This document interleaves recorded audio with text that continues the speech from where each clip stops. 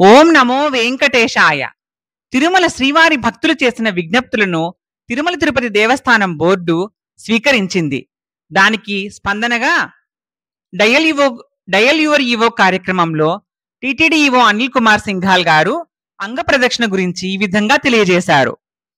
శ్రీవారి భక్తుల విజ్ఞప్తి మేరకు అంగ ప్రదక్షిణం టోకెన్ల జారీ కొరకు గతంలో ఉన్న డిప్ విధానం కాకుండా ఆన్లైన్ లో ముందు వచ్చిన వారికి ముందు అనే పద్ధతిలో ఫిబ్రవరి నుండి ఆన్లైన్ కోట విడుదల చేయనున్నట్లు టిటిడి ఈవో శ్రీ అనిల్ కుమార్ సింఘాల్ గారు తెలియజేశారు.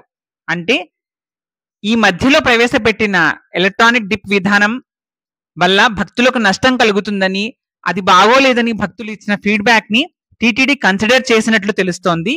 ఏ విధంగా అయితే 3 నెలల ముందుగా మనము మిగతా సేవలతో పాటు అంగ ప్రదక్షిణాన్ని బుక్ చేసుకుంటున్నామో అదే విధంగా ఫిబ్రవరి నుంచి మనం బుక్ చేసుకోవచ్చు. భక్తులు ఈ విషయాన్ని గుర్తించగలరు. ఇకపై అంగ ప్రదక్షిణ ఎలక్ట్రానిక్ డిప్ వేయాల్సిన అవసరం లేదు.